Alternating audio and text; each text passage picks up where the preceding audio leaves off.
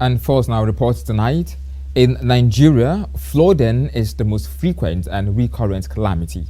The flood tragedy of 2012 resulted in significant losses and devastation, but for multi-dimensional floods of 2022 had much more terrible repercussions.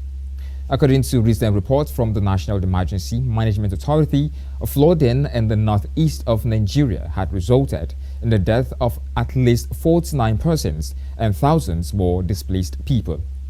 Meanwhile, according to the government's flood assessment for this year, high flood conditions could occur in 31 out of the 36 states in the nation. And with constant rainfall, anxiety is on the increase amongst the people. Our correspondent Oluwadamilola Johnston has more on this report. According to a study conducted by the National Emergency Management Agency (NEMA), flooding has become a frequent hazard in Nigeria.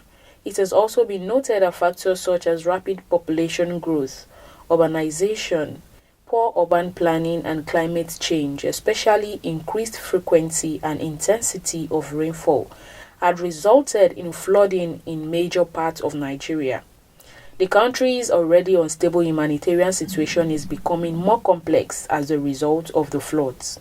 I think everyone should be familiar with the word flood disaster, but to make it more formal, I'll say flood disaster is an overflow of water that submerges land that is usually dry, causing damages to properties, infrastructure, and the environment. Well, flood disasters are disasters that are being caused due to the effect of flooding. And flood simply means an overflow of water onto the dry land. The effects of flooding can be life-threatening, inundate properties and businesses, destroying belongings, amongst others. Often the effects of flood are long-term and can be very costly, disruptive and distressing for communities involved. There are a lot of damages, effect of flood to people. For instance, it affects movement of people. It causes displacement of people from their houses to other places. That's number one. It reduces economic value of resources. What I mean by this is that when floods take place, it hinders economic business activities, and as a result, it's going to reduce the economic contribution to the economy of the country. Not only that, it can lead to epidemics. It causes epidemic diseases like cholera and so on and so forth. And not only that, you know, the other time we had pandemic, it could be as a result of flooding too. Apart from the fact that it damages infrastructures like buildings, it also washes away the richness in our soil that is making our farmers go through a lot of stress, you know, having to now start applying some unhealthy fertilizers and other stuffs to grow their plants. Over 205,000 people were displaced during the 2 weeks of floods in Nigeria, which resulted in at least 170 deaths and approximately 2,000 injuries from rain and flood-related occurrences. As of right now, practically every state has seen 205,338 displaced residents, 1,941 injuries, and 170 fatalities. Tens of thousands of hectares of land that had standing crops destroyed by flooding have also raised questions about this year's food supply in the West African country.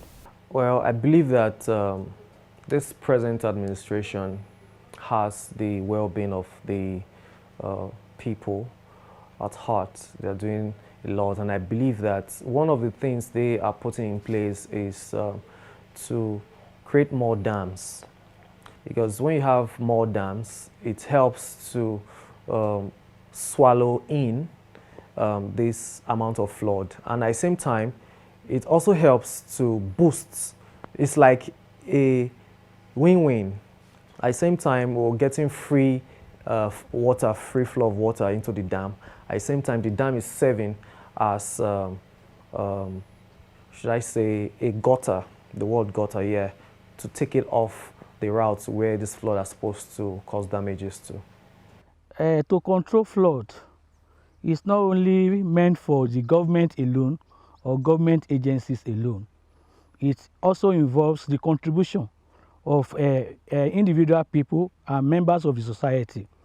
Number one, the National Emergency Agency Control, they could organize a campaign, enlightenment campaign on prevention of floods around the country. For instance, arbitrary felling of trees, anyhow, they should kick against it, campaign against it, enlighten people the effect of planting trees around us. That's number one. And the enlightenment campaign could also take place by enlightening people that they should reduce the effect of burning around them, bush burning, and burning of materials around houses, because all this leads to global warming. It depletes the ozone layers. And not only that, we should be clearing our drains from time to time, especially when the rainy season is approaching. We should clear our drains from time to time. The government will not come and be clearing our drains for us, and we should keep our environment clean. And not only that, we should encourage people by planting trees around the houses. While authorities have been urging residents in flood-prone areas to relocate as the rains persist, its citizens and its environment is in desperate need of more intervention from the government and other stakeholders to help save the lives and properties of many. Oluwadamilola Johnson reporting for KAFTAN TV News.